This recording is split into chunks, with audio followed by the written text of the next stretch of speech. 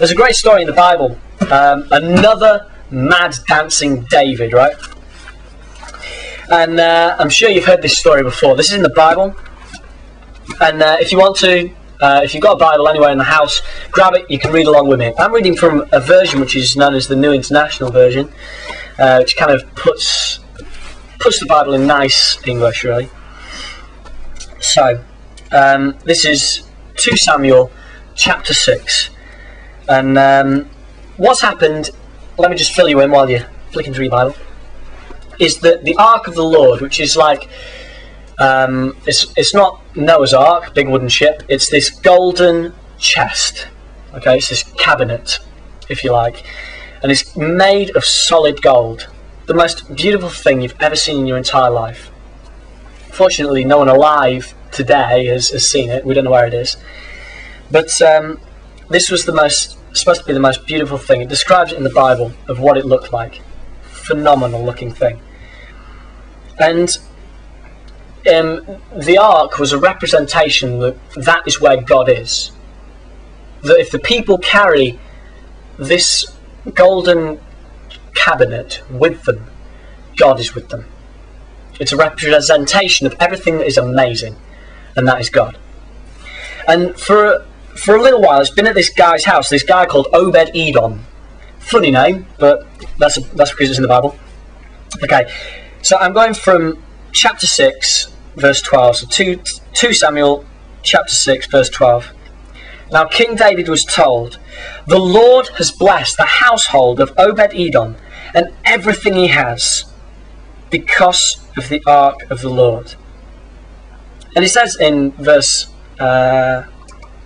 where is it? Verse 11, actually, the verse before, that it was at his house for just 3 months, right? And God blessed him amazingly, just because that is where God is. The fact that this is where the chest of God is, then God blesses amazingly. So, carrying on from verse 12. So David went down and brought up the ark of God from the house of Obed-Edom to the city of David, with rejoicing. When those who were carrying the ark of the Lord had taken just 6 steps, he sacrificed a bull and a fatted calf. And that's every 6 steps. You know, the next day there must have been an absolute shortage of beef. Verse 14, David, wearing a linen ephod, basically is in his undies, nothing else, wearing his undies, danced before the Lord with all his might. Meanwhile, he and the entire house of Israel brought up the ark of the Lord with shouts of joy and the sound of trumpets. Verse 16, as the ark of the Lord was entering the city of David, Michal, daughter of Saul, watched from a window. This is his wife, right? When she saw King David leaping and dancing before the Lord, she despised him in her heart. And she goes up to him and says, "What do you think you're doing?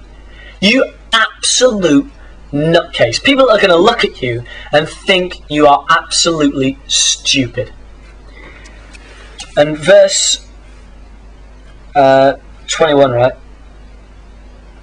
He says, "It was before the Lord who chose me to be king that I celebrate before him." I celebrate before the Lord, dancing in my underpants and leaping around like a complete nutcase. It's before him. It's not before any human. I will celebrate before the Lord, and I will become even more undignified than this, and I will be humiliated in my own eyes, that he may be glorified. But that's exactly the point of that silly story of me dancing, is that I humble myself, and that I actually believe that I was dancing as though I was dancing before the Lord. I believe that God looks down on me and smiles. And I can put in nutcase dancing, God smiles. And in the case of this, David goes completely mad, and Michal says, "What do you think you're doing, you complete nutcase?" And God curses her.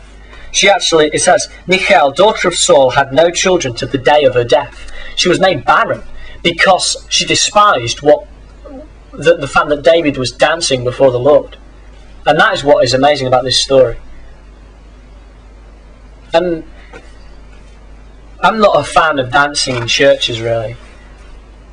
But I was at church, this gig, effectively, and I danced. And in a way I was worshipping God. And I believe that God honoured that.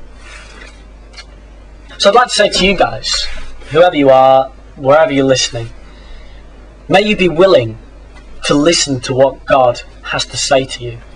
Not just in terms of intellect and intelligence, but that when He asks you to go places and to do things, may you be willing to listen. May you have a heart that is willing to take those things in.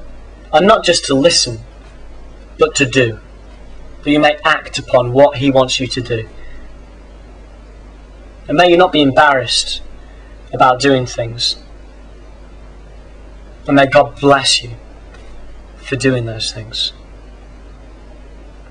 Thanks for listening. See you later.